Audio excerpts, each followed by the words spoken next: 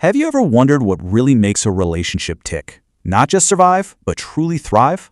Well, today, we're diving into some incredible advice from Rituki Diary that lays out the 4 essential pillars for building a connection that is seriously strong and built to last. Let's get into it. So what is the secret sauce? We hear all kinds of things, right? Grand romantic gestures, having all the same hobbies, but according to our source, the real answer goes so much deeper than all that surface level stuff. It's about a type of connection that really stands the test of time. And that brings us right to the foundation of everything. The source introduces this really powerful idea that separates a genuine connection from a superficial one. The difference between physical touch and something called mind touch. Honestly, getting this distinction is the key to the whole thing. So what on earth is mind touch? Well, it's that incredible feeling when you're just completely in sync with someone, you know?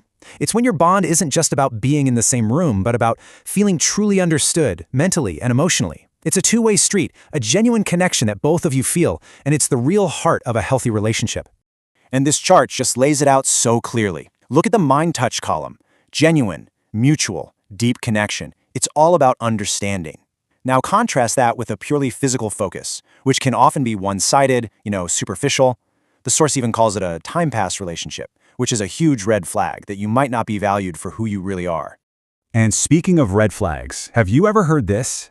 When that mind touch is missing, someone might pull out lines just like this one. Let's be real, it's a form of emotional blackmail. It's designed to make you feel guilty and pressure you into being physical. A partner who truly connects with you, who shares that mind touch, would never, ever need to do that.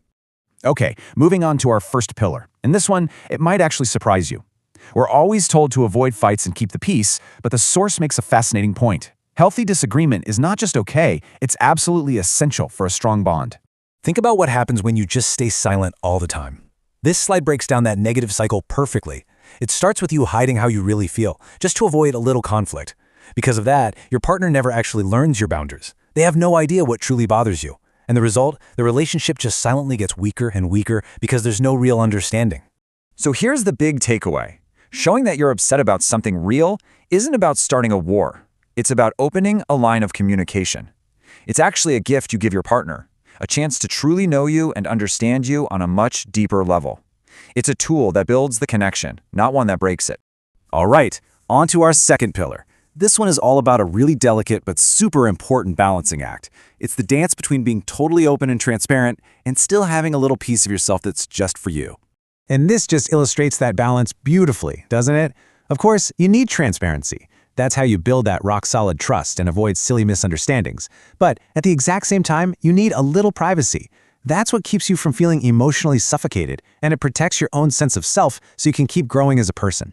The source gives this fantastic personal example. She talks about how she's extremely passionate about her career, and her husband gets it. He knows it's a non-negotiable part of who she is. And because he respects that boundary and never asks her to compromise, their bond actually gets stronger.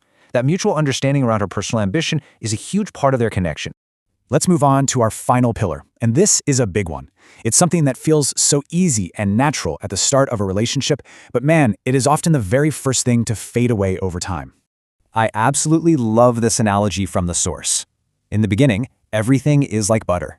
It's all smooth. You're super attentive, you hang on their every word, and you're constantly, without even thinking about it, showing your partner how much they mean to you. That effort just flows.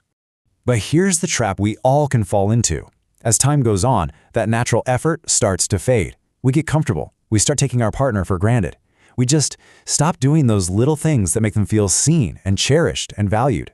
And according to the source, this is exactly how a relationship can slowly start to feel empty and hollow. So let's bring it all home. These 4 pillars aren't just some abstract ideas. When you put them together, they create a real, practical blueprint for building a relationship that doesn't just get by, but actually thrives. So here it is, your 4-point plan. First, actively cultivate that deep emotional mind touch. Second, don't be afraid of disagreement. Use it as a tool to learn about each other. Third, find that sweet spot between transparency and privacy. And finally, number 4, make showing your partner you value them a daily habit, not just a special occasion thing. That's it. Those are the 4 pillars.